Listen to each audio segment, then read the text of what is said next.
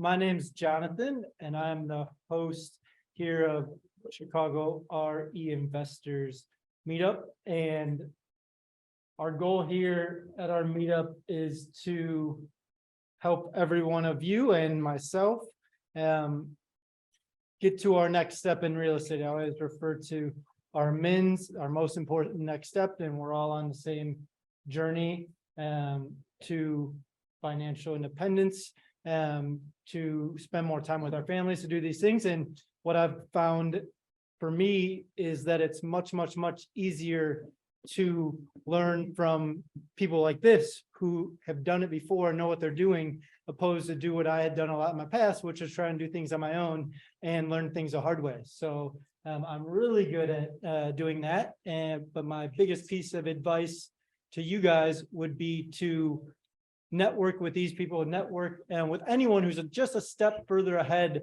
of you to go where you're going and follow the path so that you don't have to make the same mistakes. I'm always super grateful that we get so many people out to the event, because without you guys, there is no event. And really, this is all about you guys and helping each other out and grow together.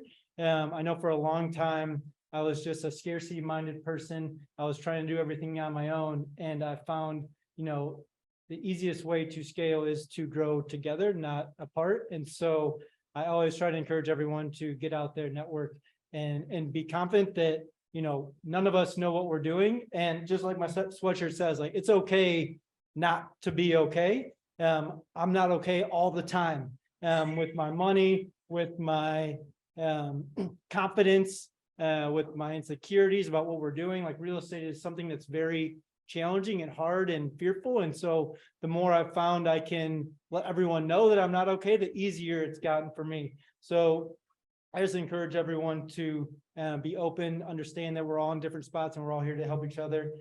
And I'm also always super grateful for our host, A&N. Landon's here. I don't know where he is, but if you're looking for a mortgage, he's the person to talk to. He left at the wrong time.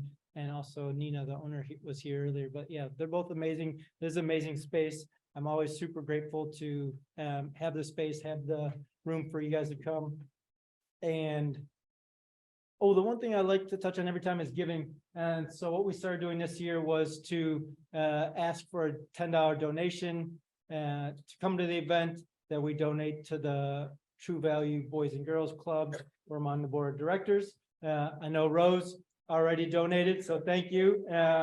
So she's leading by example, everyone. So please, you can go on the Eventbrite and put that donation in. Our goal is to get to $10,000, and it all goes towards their Youth of the Year program, which gives them a scholarship to go to school.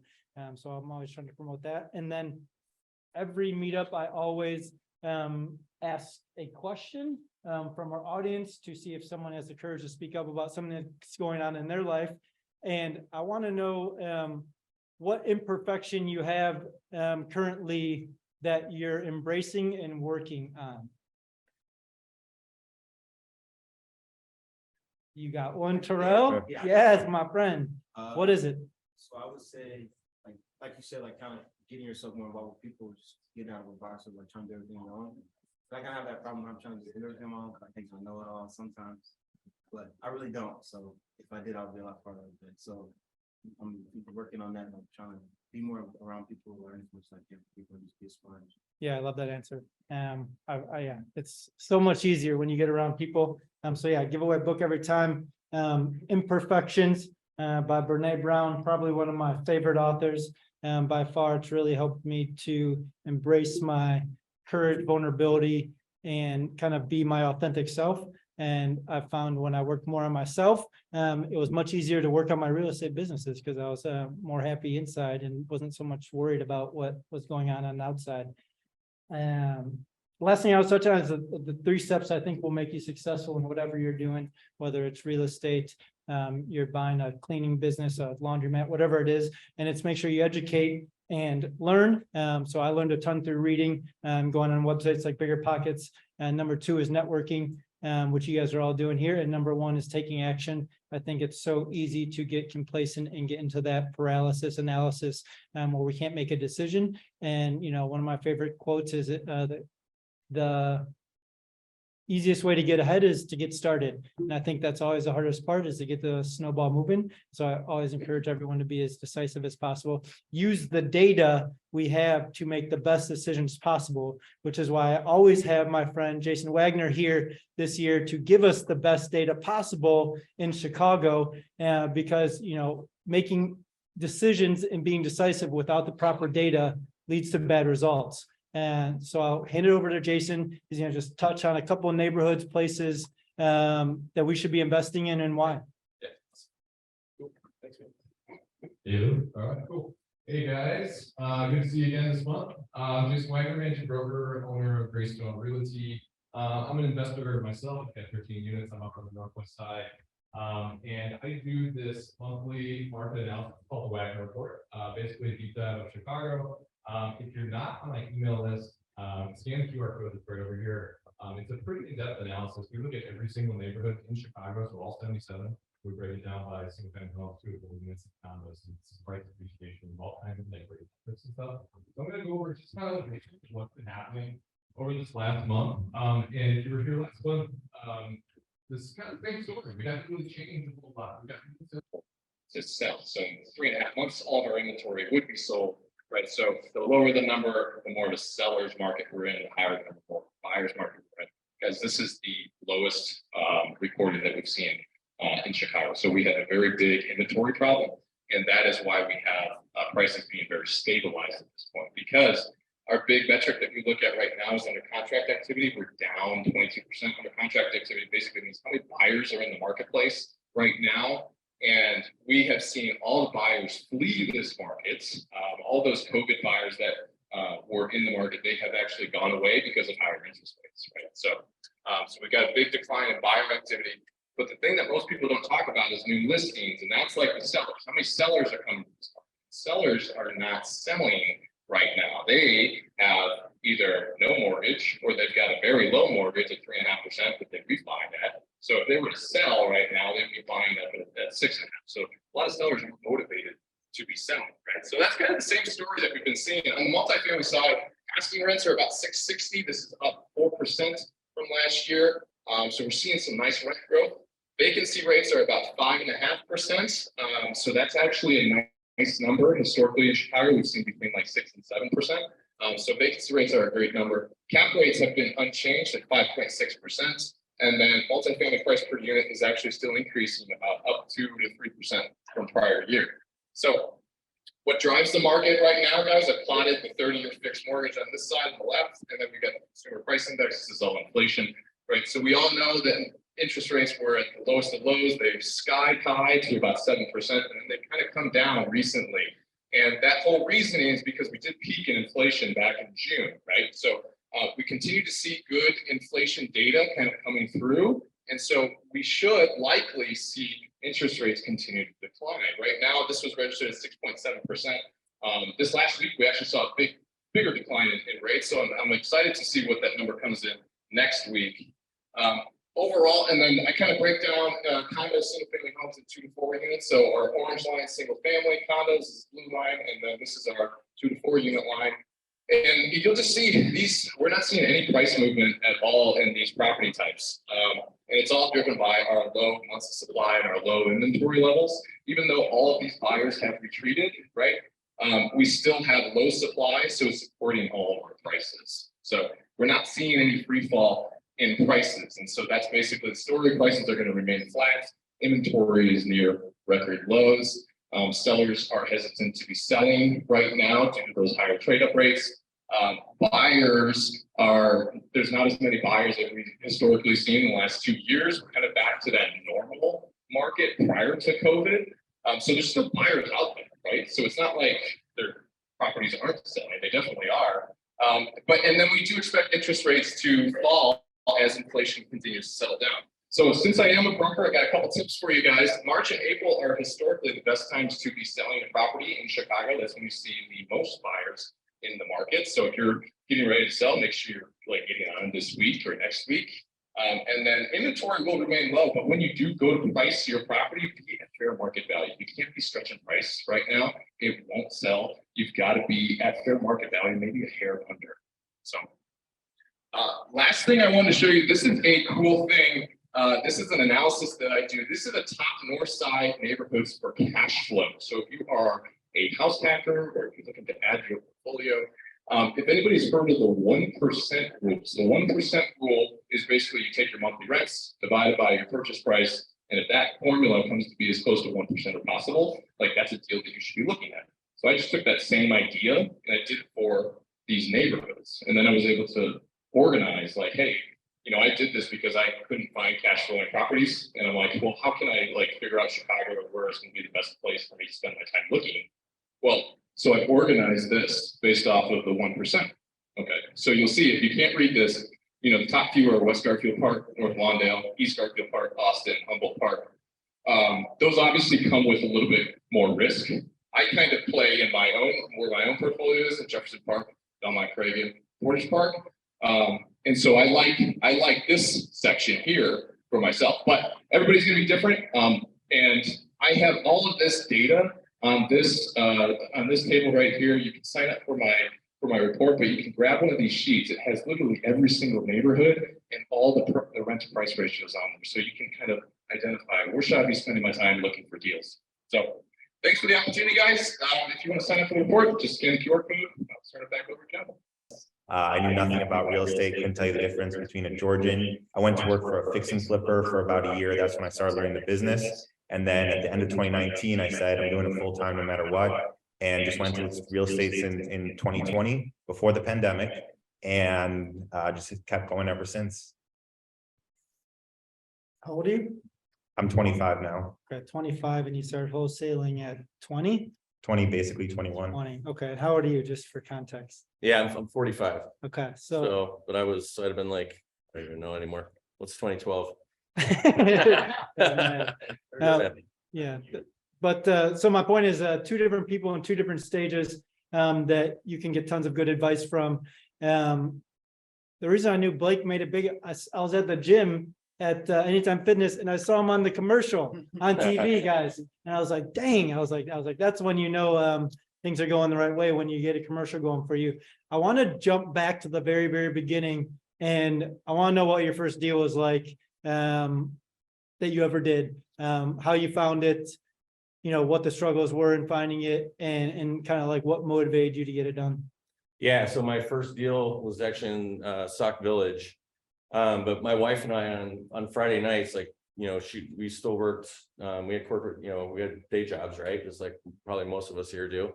Every Friday night we had date nights. Bandit signs were really big back in 2012, and I'd prepare bandit signs and she'd drive me around, and I'd get out and put bandit signs out on every corner, and that was our date night. It's pretty sexy.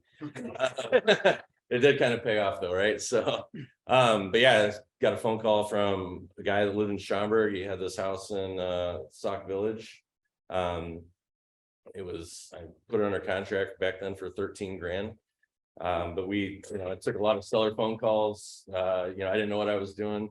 The funny thing is like, so when I went and got it under contract, I didn't even know where Sauk Village was at the time. I lived in Bartlett. So it was like, you know, I didn't know the suburbs that well. So South Suburbs. So I put it on Craigslist for sale, and I got a phone call, and my mentor always told me, like, an assignment, like I didn't know what I was doing. I didn't know what an assignment was, really double close, but he's like, it's cash, right? So you got to get cash. And so I assigned it under contract for 13. I sold it for 20. But what I did was, when I showed it to the buyer, I said, well, I need to get 7 grand in cash because as the earnest money. And we literally went to her credit union, and she gave me 7 grand cash, and I drove back to Bartlett in my pocket. And what's even funnier is I assigned it on a notebook piece of paper because I didn't have any my contracts with me, and I didn't even know what I was doing. So I had the contract with the seller, and then on a notebook piece of paper, I wrote down like her name, my name, the property address. We both signed it for 7 grand, and I drove home. And I'm like calling my mentor, kind of like my buddy that was helping me. He's like, I'm like, dude, I just assigned this deal for like 7 grand. And he's like, that's awesome. I got the money in my pocket, right? So he's like, what the hell are you talking about? And I explained how I went down. So my point of that story is like, that was my first deal. I had no clue what I was doing. I just did what you guys are doing here today as I started taking action, right? And just did it.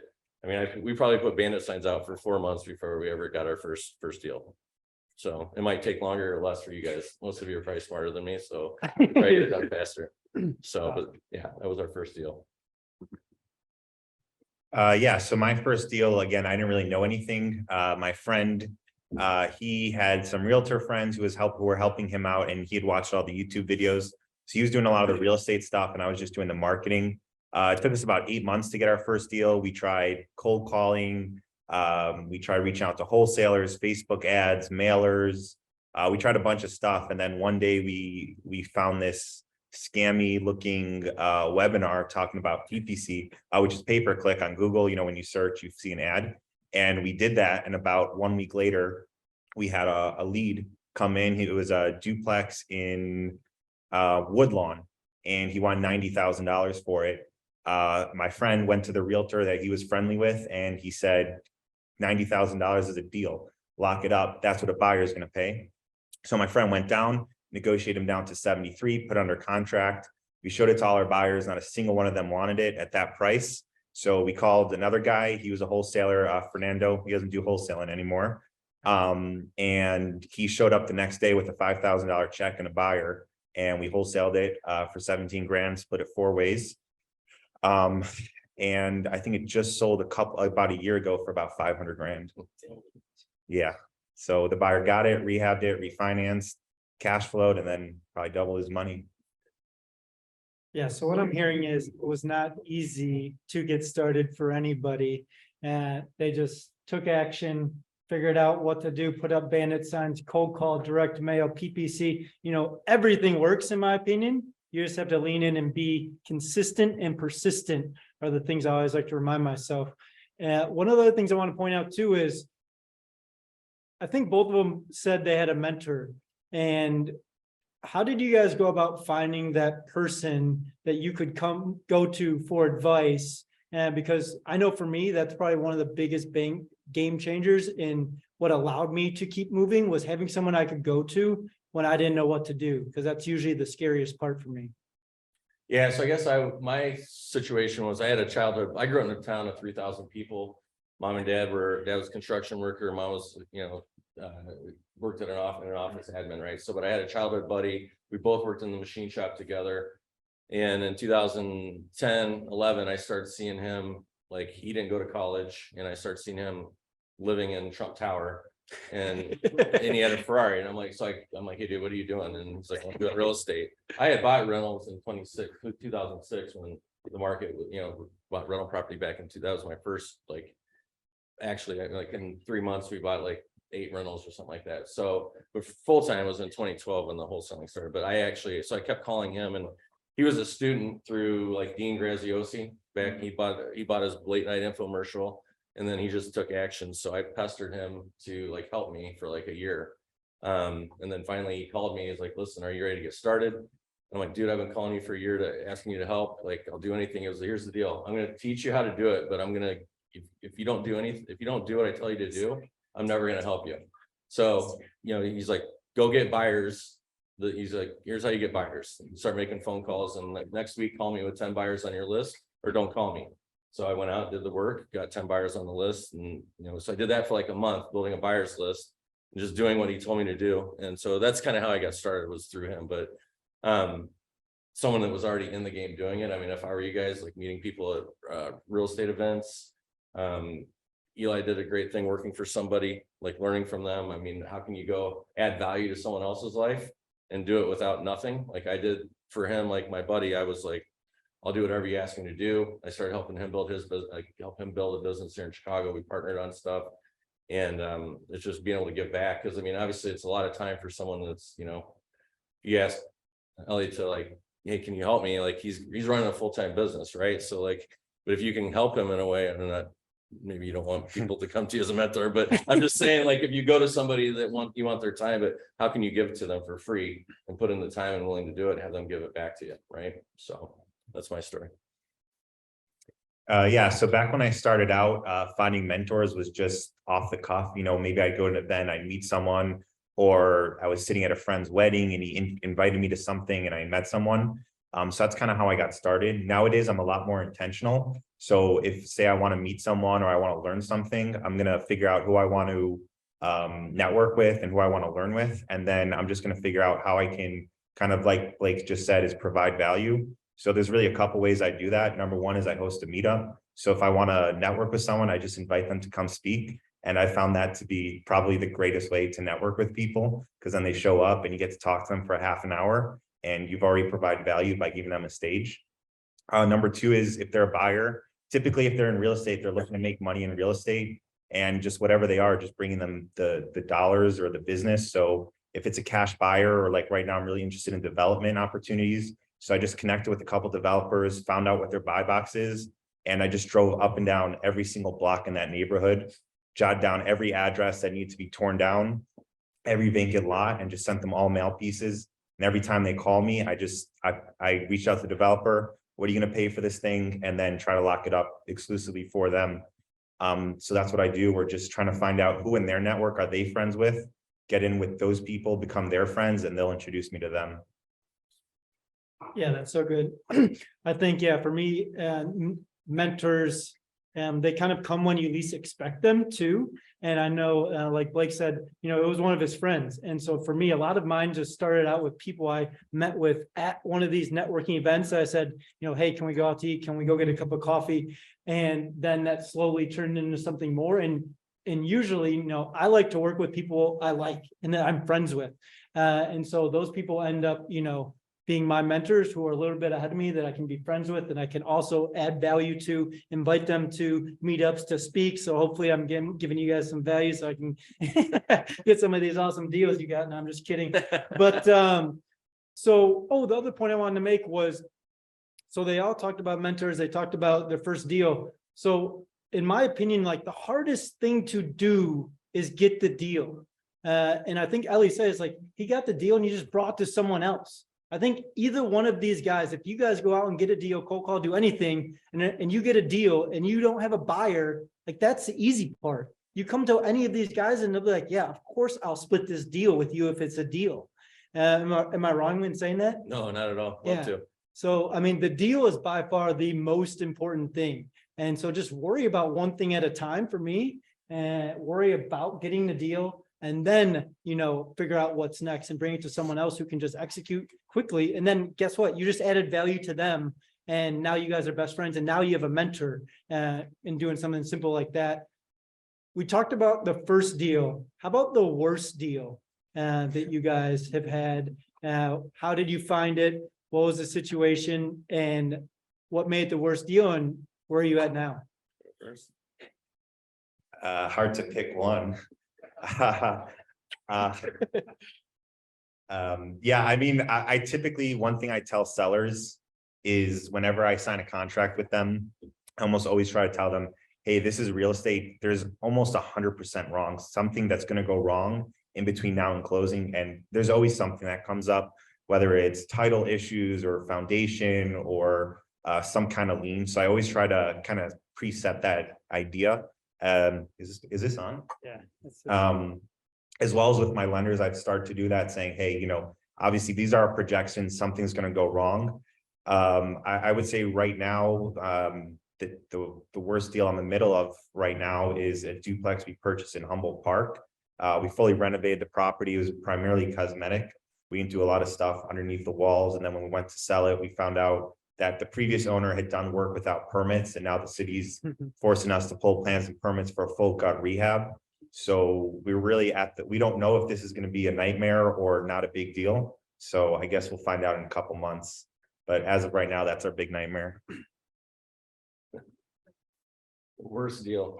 So I think it's kind of now it's funny. So when well, yeah, my wife and I have been in business together since she joined in 2013. I think the worst thing was we bought a 2-flat and on 63rd and Loomis, and it had a tenant on the first floor. and we knew they're gonna give us cash for keys like 2 weeks. It was gonna be February 14th. I remember it was Valentine's Day, and we bought the house and we were running hard. We were doing a lot of deals. So like 2 weeks, so the 14th came and gone. My property manager said that people wouldn't leave. No, then we closed on it. I'm sorry. So they weren't gonna leave. We just went ahead and bought it. And then fast forward, I closed on it. I didn't do a drive-by that day. I didn't go see it. I didn't do our due diligence. 2 weeks later, because I hadn't been to it yet. So I take an investor that was in town that was looking at, I sold him a couple properties, and I'm like, well, hey, I think you're gonna want to buy this one. And I pull up to the front of the house, and it's all like the building's like full of smoke and all boarded up. And I'm like, oh, it must be at the wrong place. So I ended up what happened was my building caught on fire. We didn't go look at it. What was even worse was we didn't put insurance on it. I bought a cash. So imagine like your wife puts insurance on a property and she didn't do it, but she didn't do it because I didn't ask her to do it. She thought I did. So that was probably our worst deal from that aspect of but not following a system and process, right? So we now have a process for every house we buy. I'm making sure insurance is on it. So we're still married. Yeah, so Because it was really my fault. Yeah. that's what I was gonna ask. What happened? You guys just had to chalk up as a loss and eat the land, or? Well, so fortunately we were able to, I mean, I think we lost after rehabbing it. I think we lost because I ended up rehabbing it, and I think we ended up losing like 25 grand at the end. Yeah. Because the market, it took me like a year and a half because I didn't know what to do with it. So basically I got lucky. The market went up, and I should have just kept it and rented it out because today it'd probably make money, but I didn't know enough back in 2014 to do that. Yeah, I always look back at, when you say the worst thing or biggest failure, most of the time we laugh at it after the fact. And I think that, I'm huge on awareness and understanding where we're at in our life and what's going on. And the more that we can be aware of this situation is going to be temporary, and that we're going to be able to continue to move forward, and that you will laugh at your biggest failure is something that when you can be aware of that in that moment, which is very, very difficult to do, that you're going to be able to go that much faster. Talking about going that much faster, you guys are both in great positions with your business. Looking back, what could you have done sooner, or what type of system or software that would have 10x your business faster? And so looking back, if it were to be 10x from where it is now, what would have been that thing to do sooner, or software to use, or tip to go by? Yeah, I think it's always about who, right? Like we only have 24 hours in a day. So I think for our business, it's like who can help us go faster. So I think we would always hire or bring on more people faster in our business. So I would have brought on, I would have hired that executive assistant faster, that, and made that, it's fear, right? Of bringing somebody on. Now you got to pay their salary every month, whether it's a VA, whether it's, in the United States person. So it's always about the hire and who can actually help you grow. So that's the big mental shift that I've taken in the last 3 to 5 years in growing our business, is like, if we're going to do something, who can do it and not me, right? Because if it's me, then I'm only limited by so many hours in a day. So a lot of times we're control freaks and we can do it better. Like I can sell better. I can talk to sellers better. I can talk to buyers better, but I can only talk to so many people. So that's the biggest shift in our business over the last, I would say, 5 years, is being better at who can help us grow. And whether that's like a property manager, whether that's partnering with other wholesalers to help, like, I think together we win. So it's making the right hires. Who's the first person you recommend hiring? The first person I would hire would be like an assistant. And what they can do is they can help transaction coordinate with sellers and buyers and talk to the title company. They can help pull lists. They can follow up on leads. They can help manage your CRM. They can do, sequences as far as like sending out texts and emails, just like through your CRM to sellers, to keep making sure they keep in contact, so that way you can still sell, because you're probably going to be the best salesperson. So that assistant can kind of be your catch-all for everything. And where would you find that person? A couple of things, like you could either hire through Indeed, or there's you might even start with like a virtual assistant that's like through Reba Global. There's several different, if you want to go like the virtual assistant route that you can hire through. And also drawn a blank, there's on the name, but there's like a Moms for Hire website that we're starting to, I have my COO looking at that work from home, but they specialize in that, so. I'm writing that down. Moms for hire. Who doesn't want to employ more moms? Right. So, What about you? How can you scale faster? Or what would you have done different?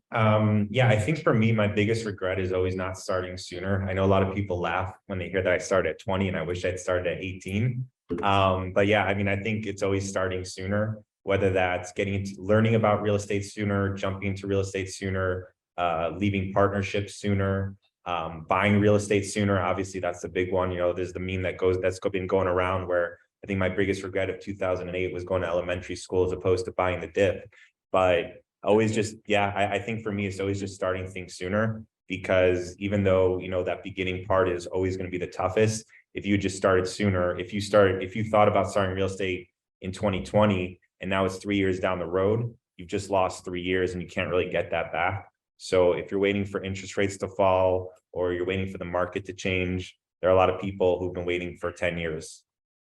Yeah, I totally echo both of those. Yeah. Doing things sooner, like hiring. I know for us at Quality Builders, you know, we employ, 8 or 9 full-time overseas people. I love it. I love the impact we're having in their lives. We use things like Upwork, Fiverr, Philippines.ph. What was the other one that you said? I had Riva Global. Riva, okay, Yeah. Riva Global. There's tons of these virtual ways to hire people. And so, yeah, I mean, Who Not How is probably one of my favorite books by Dan Sullivan, who's a strategic coach. And yeah, starting earlier. I don't think there's anyone who's starting earlier than that guy, Roman. He's 17, right? Yeah, Roman.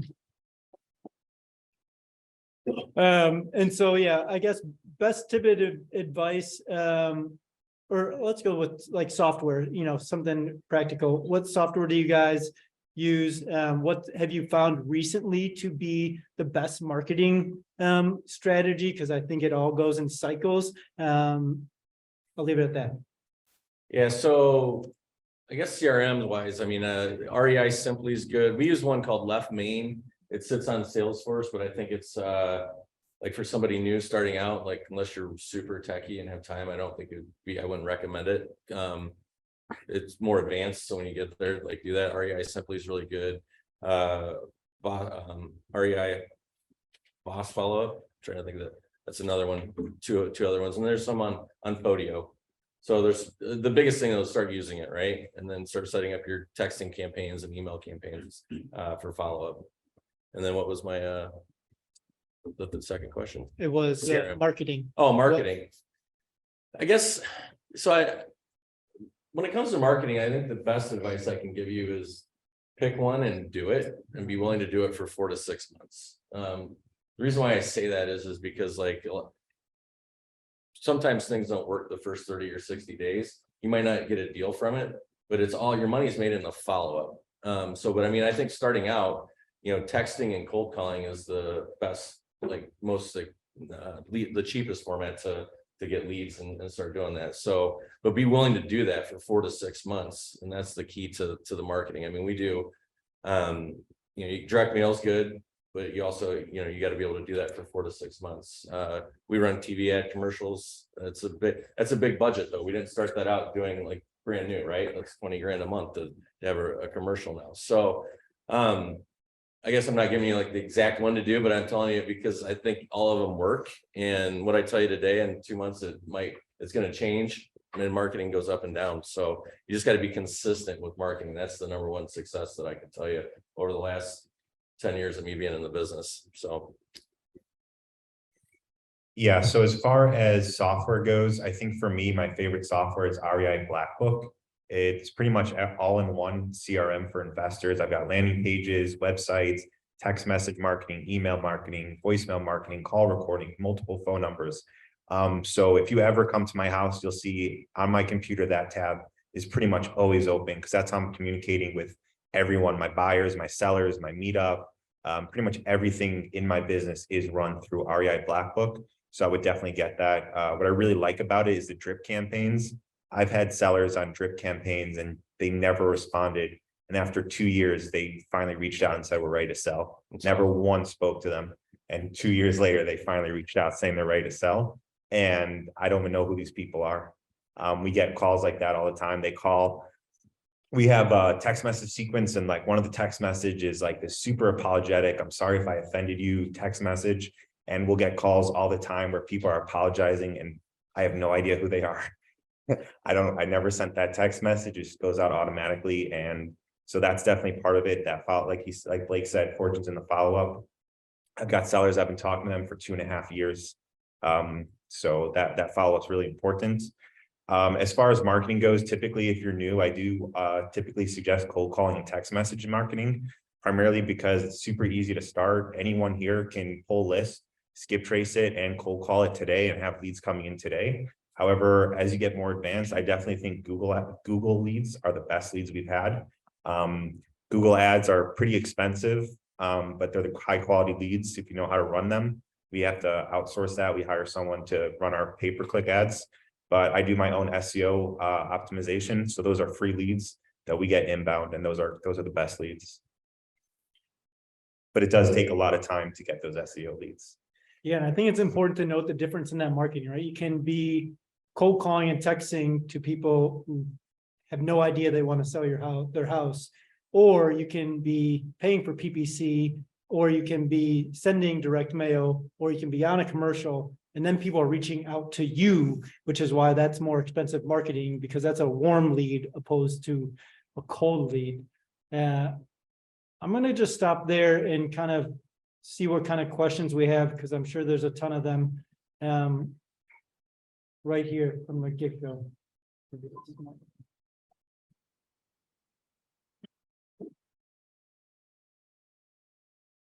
just want to ask, you had mentioned like SEO leads or something like that. Could you explain a little bit more what that is? Go ahead. Yeah, so SEO stands for search engine optimization. So if anyone here goes on Google right now and searches "sell my house fast," typically the first couple results are paid ads. If you're a wholesaler, please do not click them. Please do not reach out to them. The number one way I will tell you to get a buyer mad is to click on those pay-per-click ads. It could cost us hundreds of dollars for you to call us, and we get really mad because imagine spending $300 for a 5-minute phone call. We get really mad. Don't ever do that, please. So those are paid ads. We pay per click, just you clicking on it. So please do not click them. Then after that, you're going to get a bunch of websites, which are organic websites. The way those websites get there are through a lot of time and a lot of money as well, where people are optimizing content, churning out blog posts, churning out websites. So it's about SEO stands for search engine optimization. Question is, how do I get my website to be the first one on top of Google? And that's a whole business. How much are you guys pay? You're doing PPC too, right? Do you know how much you're paying per click right now? We stopped pay-per-click for right now, at the end of last year, but we do search engine SEO, and I pay a company $1,800 a month to manage our page. What about you? So we're paying about $125 per lead. And then we're paying probably another $1,300 per month for someone to manage those. Pay-per-click is very complicated. It's not simple at all. Again, there are people, full businesses, all they're doing is managing people's Google ads campaigns for real estate investors, right? That's their whole business, just pay-per-click for investors. So it's highly complex, which is why I don't suggest it, not just to mention the cost. And then obviously that doesn't include all the back-end stuff, which is the websites and everything. So it's pretty expensive. We're probably turning out about, I would say probably $5,000 a month on that.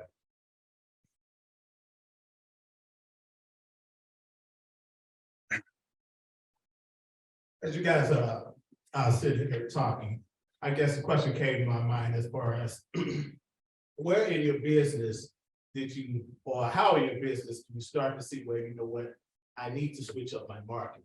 Where you started initially to where you're at now, how do you, I guess, gauge, you know what, it's time for us to change our marketing strategy? And yeah, where did you guys start? How do you go about it? Yeah, so super good question. When you are marketing, how do you know when to switch up and or how to level up to the more expensive marketing to get you warmer leads? Yeah. So we track how many leads come in from each marketing channel. We track how many contracts that we get from each marketing channel and how many close. And so, and then we can look at like how much, like, so I know exactly how much like if, like for TV, I spend about $200 a lead, and then it costs me about $5,000 a deal. Per deal that we close is our cost per deal. So, and then what I like to be at is a 4x return. So if I'm spending $5,000 on that marketing channel, I want to be making at least 20 or more. Again, that's from a wholesaling aspect. I mean, if we're flipping, I'd hope it for it to be a lot more, right?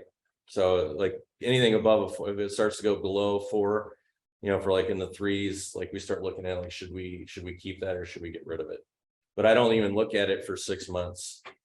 So like when we started TV, I knew I was going to do TV for 6 months. And then like last year, our direct mail, we were using a provider. And so we kept it for 9 months, and then we looked at it like, hey, okay, we're cutting this marketing channel right now. We could do it a little bit differently because it was only giving us like a 2.5 return on our money. So those are the things. So we actually track all that every month. I have a report that shows us our cost per lead, cost per contract, and then a cost per deal per marketing channel. So you said it was 6 months to, or as you know what, hey, this is what I'm going to spend on this particular type. Yeah, I'll spend, if I'm going to do a marketing channel, I'm going to do it for 6 months.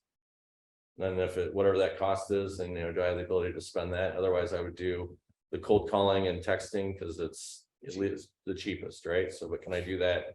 If that's $1,000 a month, can I do that for 6 months? $6,000. Yeah, so it is a complex question with marketing because it is, like Blake said, it's up and down. I started off in Google Ads and we were crushing it, but at a certain point, you just you cap out, meaning you can't, at a certain point, when you just start spending more money, you're just spending more money and you're not getting, like you said, that 4x ROI. So you have to just kind of keep your eye on that. So I'm always just pushing the marketing until a certain point. I got to pull back. And then sometimes marketing channels just bomb, like Facebook ads is probably the best one. We were doing $75, probably $50 a day on Facebook ads. We're getting a couple leads per day. And then iOS 14 came out and just blew them. Just done. Facebook ads were just dead. So we had to switch it up quickly. So you just got to kind of tweak and learn from it. If you're new, I think what Blake said was perfect. You just got to give it, I typically tell people 1 year, because if you're new, you're going to have a lot harder time closing deals. When I go to sellers and I'm having conversations with them, they know I'm real. Like there's no question about it because I'm answering the phone. I have HUD statements. I have proof of funds. You can call my lenders. You can look up my properties online and see my name. I talk like someone who buys properties when you're new. I mean, I don't know about the sellers, but just by how people say hi, a lot of times you just know if they're wholesalers or not. So when you're new, you're going to have to work a lot harder than me or Blake to get a deal. Now, because we worked that hard years ago, right? Yeah, exactly. Yeah, we fumbled through a lot of stuff to get there. How do you approach scaling, especially initially? So like, I imagine for most people, they don't have a ton of money to go into different marketing channels. So let's say they start off, they can throw together like $1,000 a month. Like as you start to do deals, and I'm especially interested initially, like how do you figure out, let's say you make 10K, in a month or 20K, and then as you scale up, but like how much money are you reinvesting into the business to grow that, to make sure that the funds that are coming in are then fueling new deals moving forward? Yeah, so really good question. It's just about how do you take the profits you made from your last deal, put it into the business to make more money and not put money into marketing so that you burn out and end up closing your business up completely. Yeah. It's a good question. So, I mean, I think starting out, can you hang on to keep as much money as possible, right? But I mean, can you put aside half of that, and like, do you need the money to live on, right? Like, and for us, it's like, so I would probably put like as much of it into like setting aside like 6 months reserves. So if your first deal, I wouldn't, go out to a nice dinner, buy yourself something nice, but if you made 20 grand, don't take a $20,000 trip. You know what I mean? I think a lot of times we do that, right? So I think it's like really remaining like really liquid. And so, I mean, I guess there's not like a real clear answer to it, other than like, if you know your first deal and you know you're going to spend $2,000 a month, I would make sure and keep, 6 months or 12 grand of that into a separate account. So now you always have reserves, liquidity. The best thing I could tell you to do is get debt free and get your first $100,000 saved into a savings account immediately. That's the first thing you do before you go out and buy something bigger and better, and change your lifestyle. Because once you have liquidity, your life is a lot easier, and you can, those months that you have, like, when you have a low month, 1 or 2 months in a row, it doesn't hurt as bad knowing you have that money in the bank account to cover it. So hopefully that helps. Yeah, I don't really have a great question, since I'm asking that question myself. I've had a VA, I fired a VA, I have an acquisition guy. We'll see how long that goes. For me, what I've learned about scaling is that it's a lot harder than it looks. Whenever you're hiring an employee, yes, you're outsourcing part of your business, but you do have to realize that you're trusting some person with your business, and they don't care about your business as much as you do. So you're outsourcing a part of your business, but you're also taking on a job of making sure that they're doing their job and whatever expenses come with that. So I guess, like Blake said, I'd probably shoot for 6 months of reserves. And then one thing I think a lot of people do is they hire salespeople first, especially if they're 100% commission, then they're not as much of an expense as, say, a VA where you have to pay them every month. Yeah, that's super good. The one term I love that Blake touched on is, I call that lifestyle creep, right? As we make more money, all of a sudden I got 50,000 salary, 60,000, 100,000, and I'm still just as broke as I was before because we keep spending more money. And I think that boils down to awareness, tracking things, a budget. And that's the easiest way to get started, is track your money, just like you track your KPIs. The other thing I was going to note is, like, yeah, if you don't have any money saved, I heard on a podcast the other day, it's like money is like oxygen. When you have a bunch of it, it don't matter. But when you don't have any of it, that's all you can think about, is getting that last breath of air. And so get the money, save the money, track as much as you can, because you can't change anything you don't track. Yeah. I keep thinking about this quote that I love. It's by James Clear. And he says, "You don't rise to the level of your goals, you fall to the level of your systems." So I'm curious, what's maybe like 1 or 2 systems that y'all have in place that have just been kind of like game changing for you?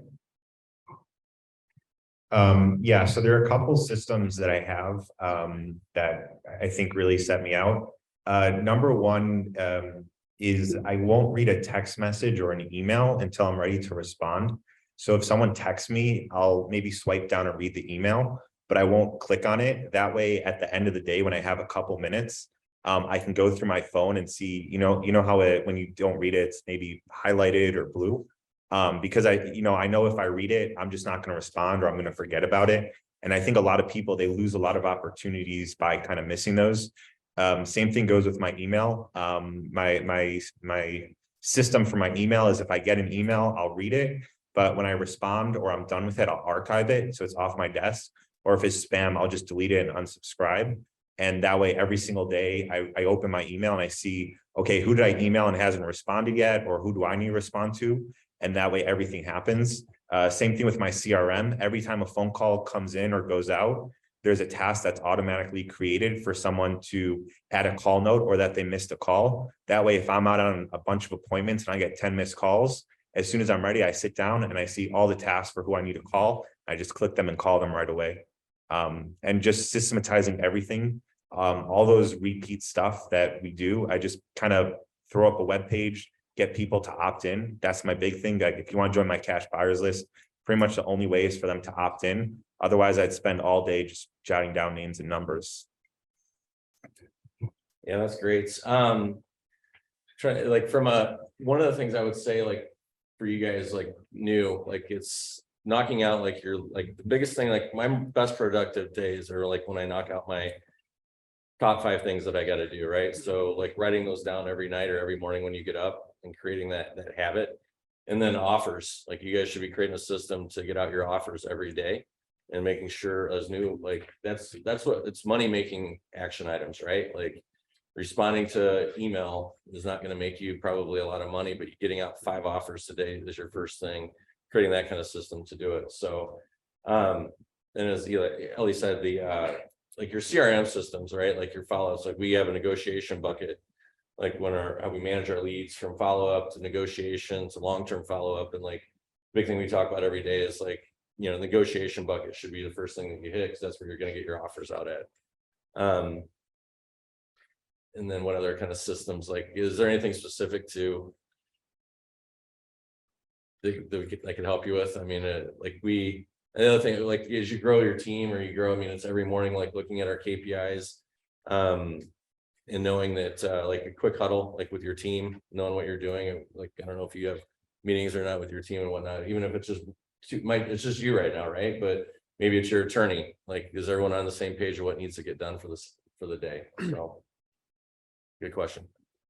Yeah, hell, even have a meeting for yourself, I'm a slave to my calendar for sure. If it's on my calendar, it will happen. I also have the exact same system with text messages. I will not open a text message unless I can be present with that person through the text message. Because I think so many of us respond without even freaking thinking about what we're saying, And me, I'm present with everyone I'm with every second that I'm with them, including through email, including through technology. And I think it's easy to not be present with people through technology. I think texting is probably one of the worst forms of communication possible.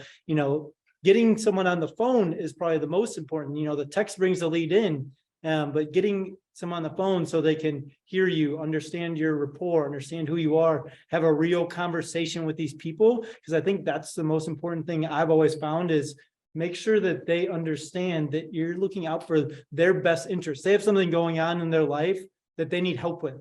And most often, they don't want to share it to you right away because they don't know you. So you're trying to get them to know, like, and trust you. And once they do that, you can help them with that specific issue they have once you've kind of peeled the layers of the onion, so to speak. Terrell. All right, so my question is, when you first started out, did you guys get an attorney once you got a first deal, or did you have an attorney before you did the deal? Like, I know you said you got like 7,000 in cash.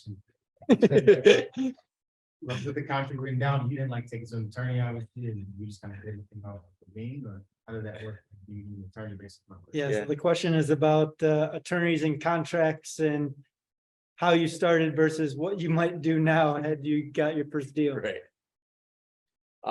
So I had the contract between me and the seller was already done. So I did get an attorney. I already had an attorney on our team, but what happened was when I went out to show the buyer, I didn't bring my contract with me, my assignment of contract. So instead of, from Sauk Village to Bartlett, it was an hour drive. So I just drafted it up on a piece of paper. But yeah, my attorney thought I was a fool. Like, it's like, well, it works, right? You got money, makes it legally binding, but yeah, you got to put this on a real document now. So, but yeah, get an attorney on your team right away. I mean, start making cold calls today, and tomorrow I'll go get the attorney, right? Like, don't wait to take action, but get one on your team as soon as possible. Yeah, I mean, as far as building your team when you're new, I definitely think the most important thing is taking action. Because a lot of times I see wholesalers are just like, who's my attorney, who's my title company, who's this, who's that. It's not a big deal. Like, it's not hard to find a real estate attorney or title company. They're everywhere. They're everywhere. How do you not find them is probably a better question. Or how do you run away from them? So what's most important is taking that action. And then when you are new, just being upfront that you're new and you've never done a deal. Again, if these attorneys are serious, they know whether you've done a deal or not based on the questions you ask them and how you talk. So just be open and honest, and then don't waste their time. If they're a little rough with you, just understand that they get hundreds of these calls and most of them never do business with them. So just have that person, don't waste their time to say, hey, do you understand? Just ask them a couple questions, understand that they're on your team, and then just go get the deal. And then when you get the deal, that's when you can start building a relationship with them, because that's how the relationship's built, is by doing business, and everything else will come. If you're focused on, building a relationship with all these people, the relationship falls apart if there's nothing sticky there, right? So if you're going out, you're making friends, you're grabbing coffee, are you going to grab coffee with someone every month or every week? Probably not. But if you're doing business with that person, that relationship will just naturally happen. Last question, yeah, Matt. Yeah, this question specifically to Ellie. Could you provide more clarification with breaking down your first deal? If I remember correctly, you and your buddy saw a 90K property and then you sold it for 17K. So the question was just talking a little bit more about my first deal. Yeah. Yeah, so the first deal was they wanted 90.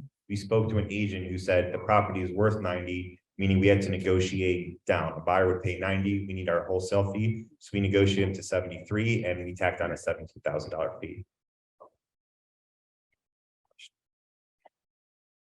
Think I'm gonna be respectful of everyone's time. These guys are gonna hang out here for a little bit longer. They've been awesome. They're gonna share, you know, whatever they can to help you grow, if it's a system, if it's a person. So come up and talk to them. Don't be afraid. I'd like to ask, what's the best way for everyone to get a hold of you? If someone's online, phone, email, website that you can share? If you want to, I'll give out my cell phone. It's 847-212-1029. And you can join our buyers list at EPS wholesaledeals.com. So it's EPS wholesaledeals.com. What was the phone number one more time? 847-212-1029. UPS. Yeah, and then our website's EPS wholesaledeals.com.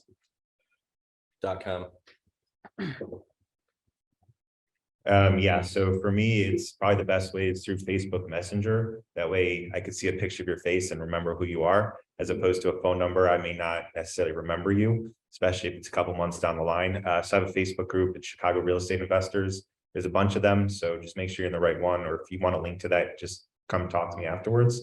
That's the best way to do it, because I see everyone who's in the group. I'm very on top of that group. I'm always reading every comment and every post to make sure getting rid of spam and we're keeping high quality. Otherwise, no. Yeah, of course. Okay.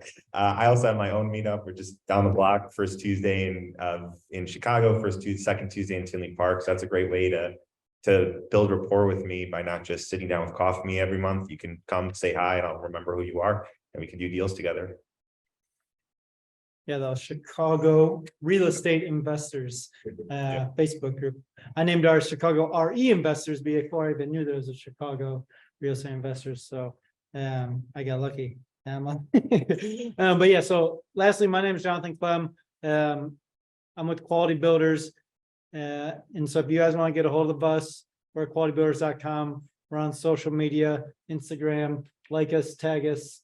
Most importantly, if you can share the event with other people so we can get more people to come, that's always, you know, the best way. I believe that we can always grow together. I always like to leave everyone with the reminder that being here is uncomfortable for most of us. I know it is for me. Walking up and talking to strangers is not something I'm naturally comfortable doing. And so just know that all these people are feeling the exact same way, and that, you know, there's someone in this room that can help you take your next step on your journey to being a wholesaler, a buyer, a flipper, whatever it is.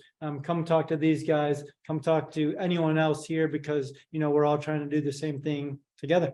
So I appreciate everyone coming.